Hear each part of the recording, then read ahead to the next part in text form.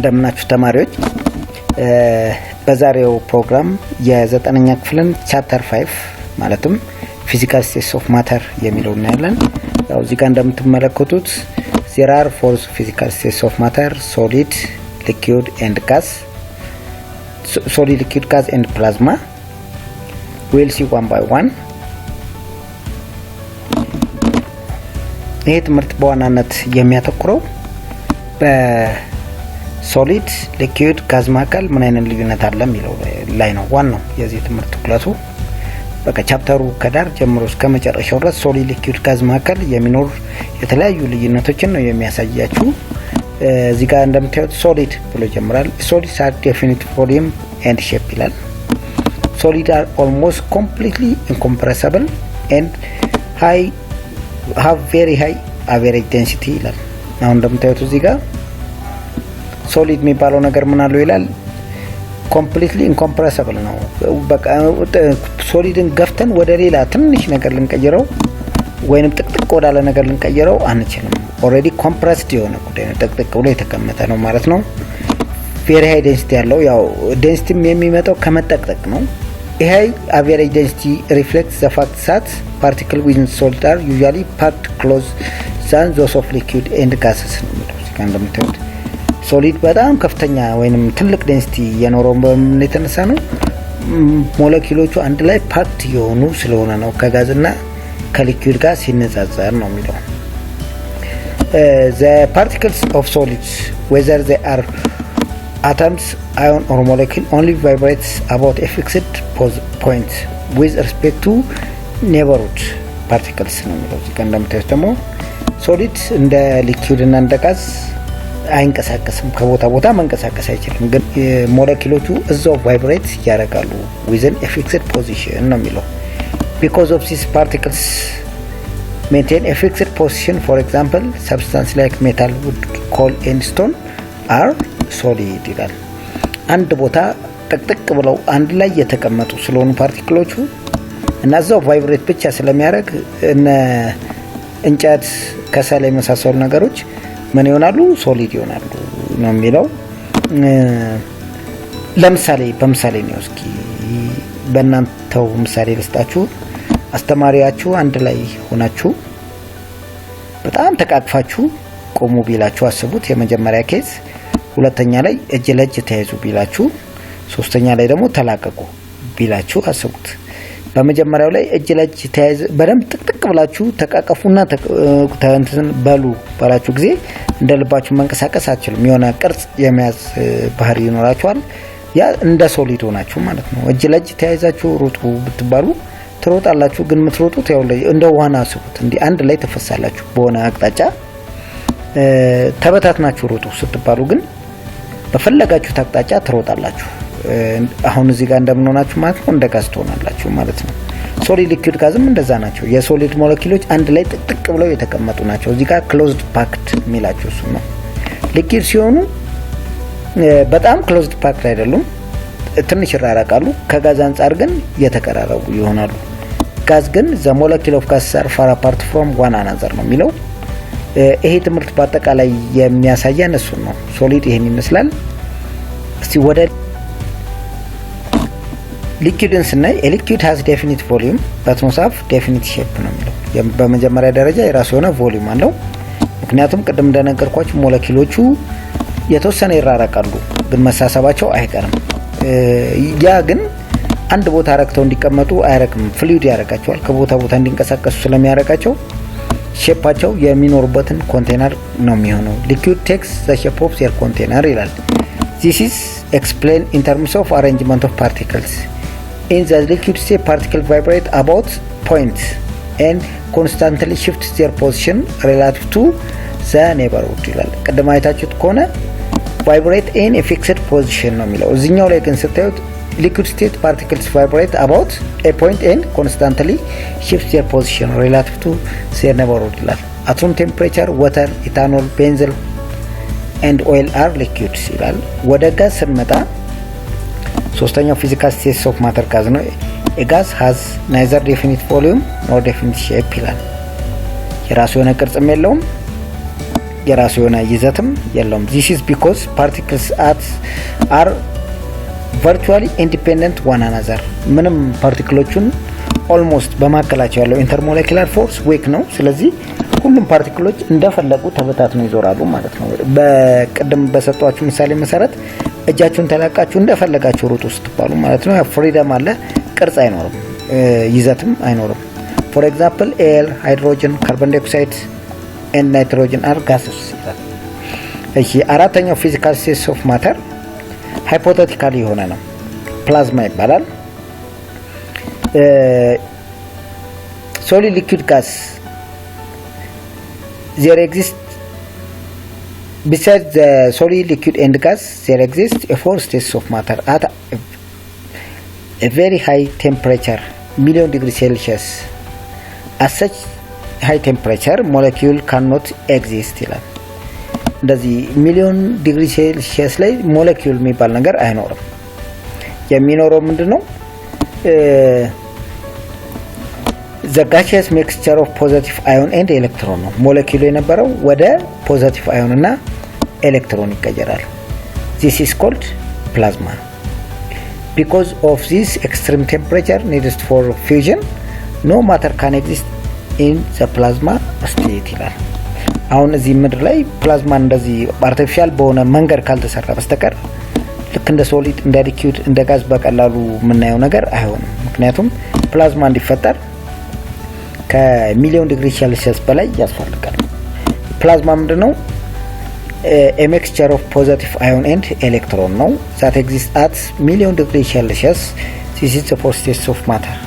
እሱም በቃ ይሄን ካወቃችሁ ስለ ፕላዝማ በቂ ነው። kinetic theory of matter ይላል። as you know that matter is anything that has a mass and occupies space. matter የሚባለው ነገር ማንኛውም ክብደት ያለውና ቦታ ሊይዝ የሚችል ነገር ነው። the three states of matter in which substance are chemical the same but physically different are explained by kinetic theory of matter ይላል። እነዚህ ሶስቱ ማለትም ሶሊድ ሊኩዊድ ጋዝ ያው ፕላዝማ ኦልሞስት የለም ብያችኋለሁ። ኬሚካሊ the same ናቸው። የሚለዩት በምንድነው? ፊዚካሊ ዲፈረንት ይላቸዋል። ይሄን ማወቅ ይጠበቅባችኋል። ያው ሰባተኛ ክፍል ኬሚስትሪ ላይ እንደተማራችሁት there are two types of changes that are physical change and chemical change. physical change is a change that does not alter identity and composition. on the other hand chemical change changes the identity and composition of matter ተብላችሁ ተምራችሁ ነበር። ያ ማለት ምን ማለት ነው? ፊዚካል ቼንጅ አዲስ ነገር አያስገኝም። የቅርጽ ለውጥ ወይንም ደግሞ የስቴት ለውጥ ሊሆን ይችላል፣ ከሶሊድ ወደ ሊኩዊድ ከሊኩዊድ ወደ ጋዝ መቀየር። ኬሚካል ቼንጅ የሚባለው ግን አዲስ ነገርን ከአዲስ ጸባይ ጋር ማግኘት ነው። ይሄን ሰባተኛ ክፍል ላይ ታውቁት ነበር። አሁን እዚህ ጋር የምናየው ሶሊድ ሊኩዊድ ጋዝ ከሶሊድ ወደ ሊኩዊድ ከሊኩዊድ ወደ ጋዝ መቀየር ምን አይነት ቼንጅ ነው? ፊዚካል ዲፈረንስ ነው። ይሄን በማን ይገለጻል? በኪኔቲክ ቲዮሪ ኦፍ ማተር ይገለጻል። እሺ ወደዚህ ጋር እንምጣ። generally the kinetic theory of matter is based on the following three assumptions. ሶስት ዋና ዋና አሳቢዎች አሉት kinetic theory of matter የሚባለው። the first assumption is all matter is composed of a particle which are in constant motion. አያችሁት? all matter is composed of a particle which are in constant motion ይላል። ሁሉም ነገር የተሰሩባቸው ፓርቲክሎች አሉ፣ ትናንሽ ፓርቲክሎች፣ አተም፣ አዮን፣ ሞለኪውል፣ እነዚህን የመሳሰሉ እነሱ ምንድናቸው? ፓርቲክል ናቸው። which are in constant motion ሁሉም በእንቅስቃሴ ላይ ናቸው ይላል። ያ ማለት ሶሊዶችም ይንቀሳቀሳሉ፣ ሶሊድ ውስጥ ያሉት ፓርቲክሎች ይንቀሳቀሳሉ እንደማለት ነው። ቀደም ዛጋይታችሁት ከሆነ the particles of solid vibrate in a fixed position ተባብላችሁ ነበር። ያ ቫይብሬት ቢያደርግም ያም ራሱን የቻለ ሞሽን ነው። የመጀመሪያው አሰምሽን ነው። ሁለተኛው the particle possess kinetic energy and potential energy ይላል። አንድ ነገር የሚንቀሳቀስ ከሆነ እዚህ ጋር ኢንኮንስታንት ሞሽን ከተባለ ሞሽን ካለ ቀጥሎ ኪኔቲክ ኢነርጂ ይከሰታል። ኪኔቲክ እንደገና ደግሞ ሰብስታንሶቹን ያያያዛቸው ኢንተርሞለኪላር ፎርስ ደግሞ ፖቴንሻል ኢነርጂያቸው ነው። ስለዚህ እንቅስቃሴ ስላለ ኪኔቲክ ኢነርጂ አለ። አንዱን ሞለኪውል ከአንዱ ሞለኪውል ጋር የሚያሳስባቸው ደግሞ ፖቴንሻል ኢነርጂ ያላቸው። እንደምታዩት እዚህ ጋር እንቅስቃሴ ሲጨምር ከሶሊድ ወደ ሊኩዊድ ሊኩዊድ ከሊኩዊድ ወደ ጋዝ ይቀየራል። ያ ማለት ኬኔቲክ ኢነርጂያቸው ይጨምራል። ኬኔቲክ ኢነርጂያቸው ይጨምራል ማለት ፖቴንሻል ኢነርጂያቸው እየቀነሰ ይመጣል። የያያዛቸው ቦንድ ስትሬንግዝ ኢንተርሞሌኩላር ፎርስ ስትሬንግዝ እየቀነሰ ይመጣል።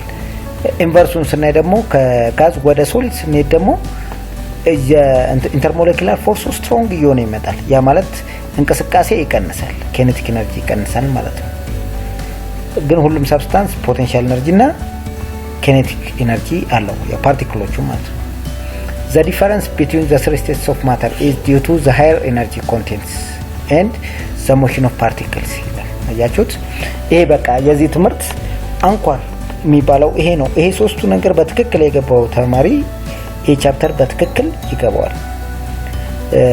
all matters composed of a particle which are in constant motion. The particles in possess kinetic energy and potential energy.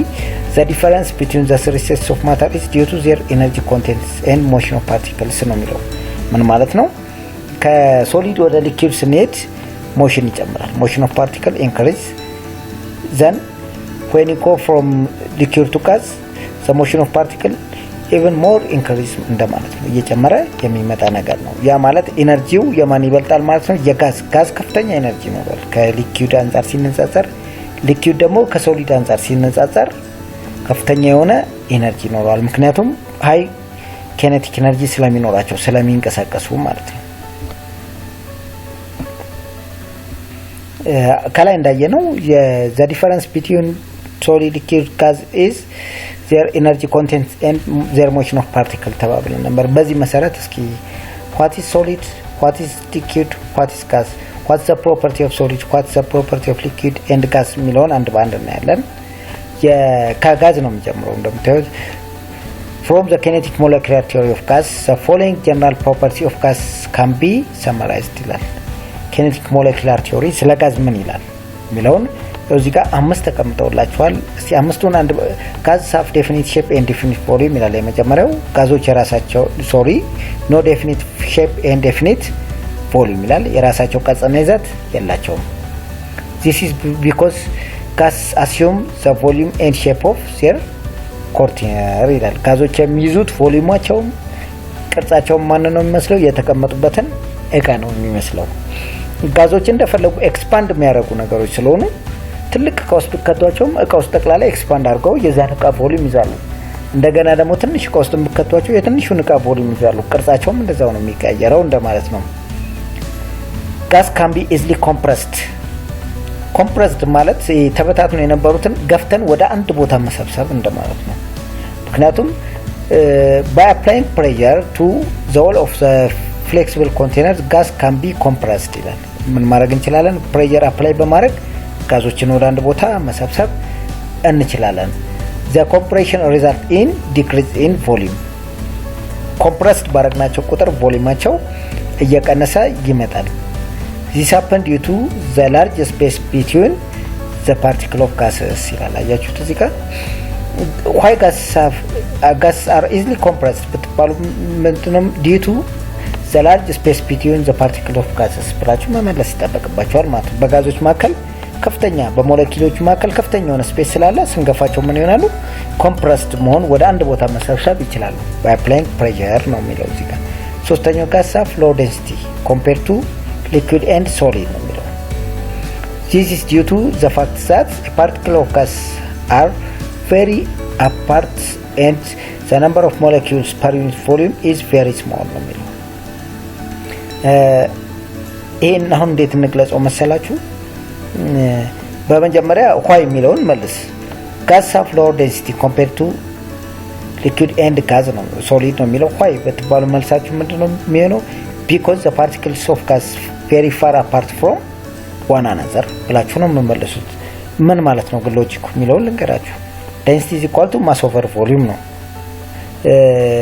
ውሃ ለምሳሌ 1 ሊትር ውሃን ብንወስደው ሊኩዊድ የሆነውን ይሄንን 1 ሊትር ውሃ ወደ ጋዝነት ብንቀይረው ጋዝ ሲሆን ቮሊዩሙ ትልቅ ቦታ ነው የሚይዘው። እንደ ሊኩዊዱ ትንሽ እቃ ውስጥ ብቻ የሚቀመጥ አይደለም። በጋዞች ሞለኪውሎች መካከል ሰፊ ስፔስ ነው የሚኖር፣ ትልቅ ቦታ ይዛል። ያ ማለት ማስ ኦቨር ቮሊዩሙን ስናካፍለው ቮሊዩም ከታች ስለሚኖር ዴንሲቲ ይቀንሳል። አራተኛው ጋስ ኤክሰርት ፕሬሸር ኢን ዳይሬክሽናል ጋስ that are confined in a container exert pressure on the wall of their container ይላል።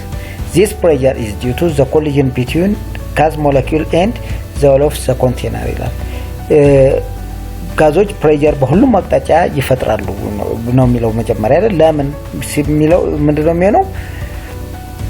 ኮሊዥን ነው ይሄው፣ ወይም ጋዞቹ እርስ በርሳቸው ይጋጫሉ ከኮንቴነሩ ጋርም ይጋጫሉ ነው የሚለው መልሱ። This pressure is due to the collision between gas molecule and the wall of the container ከወሉ ጋር ይጋጫሉ ካሉበት እቃ ጋርም እንደገና ደግሞ ከእርስ በርሳቸው ይጋጫጫሉ በሁሉም ዳይሬክሽን።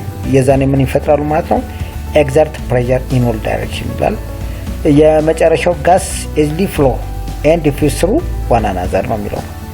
በጋዞች መካከል ስፔስ አለ እንደምታውቁት፣ ያ ስፔስ ሰፊ ስፔስ አለ ቅድም ተባብለናል። ስለዚህ ምን ይሆናሉ ማለት ነው? ሁለት የተለያዩ ጋዞች ቢመጡ አንዱ ወደ አንዱ መካከል ላይ ለመግባትና ለመተላለፍና ለመቀላቀል እንትን አይፈጅባቸው፣ ምክንያቱም ሰፊ ጋፕ አለ። a gas move freely and randomly throughout in a given space ነው የሚለው። ፍሪሊ እንደፈለጉ መጓዝ ይችላሉ። አንዱ ሞለኪውል በአንዱ መካከል ለመጓዝ የሚያግደው ነገር የለም። አንደኛ ተንቀሳቃሽ ናቸው፣ ሁለተኛ ደግሞ ፍሪ ስፔስ አላቸው። በዚህ የተነሳ easily diffuse። ስለዚህ እነዚህን አምስት የጋዝ ባህሪያቶች ማወቅ ይጠበቅባቸዋል ማለት ነው። ኬኔቲክ ሞለኪላር ቲዮሪ የሚገልጻቸው gas have no definite volume and shape የመጀመሪያ ነው። gas can be easily compressed። ሶስተኛው gas have low density compared to liquid and solid ነው የሚለው። አራተኛው gas exert pressure in all direction የመጨረሻው gas easily flow and diffuse through one another ይላል። እነዚህ አምስቱ በኬኔቲክ ሞለኪላር ቲዮሪ ስለ ጋዞች የሚገልጻቸው ነው። ስለ ጋዝ ይበቃናል። በሚቀጥለው ፔሪድ ስለ ሊኩዊድ እናያለን። ኮሜንት አስተያየት ካላችሁ ኮሜንት መስጫ ላይ አስቀምጡልኝ፣ ወይም እንዲጨመርላችሁ የምትፈልጉት ነገር ካለ የዚህ ትምህርት መጨረሻው እስኪ ሶሊድ ሊኩዊድ ጋዝን ያሳያችኋል የምትል ያዘጋጀሁት አንድ ሲሙሌሽን አለች። እሷን የዚህ ትምህርት ማሳረጊያ እናረጋታለን። ሜቢ ልዩነቱ ግልጽ የሚሆንላችሁ ከሆነ አንደርስታንድ ለማድረግ የሚረዳችሁ ከሆነ ብዬ ነው። በተረፈ ፔጁን ላይክ ሰብስክራይብ አድርጉ። ቶሎ ለቪዲዮ በተለቀቀ ቁጥር ደግሞ እንዲደርሳችሁ ኖቲፊኬሽን በተን መንካታችሁን አትርሱ። በሚቀጥለው ፕሮግራም እንገናኛለን። ባይ ባይ።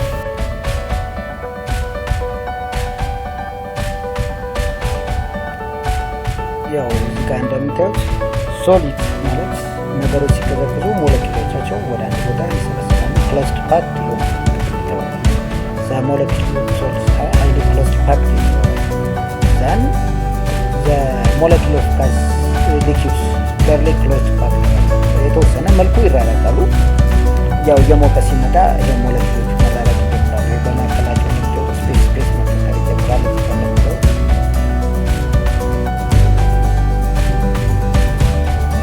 ጋር ሲሆኑ ደግሞ ከነጭራሽ ምን ይሆናል ማለት ሞለኪውሎቹ ኢቨን ፈርዘር ይላሉ። እንደው ፈራባቸው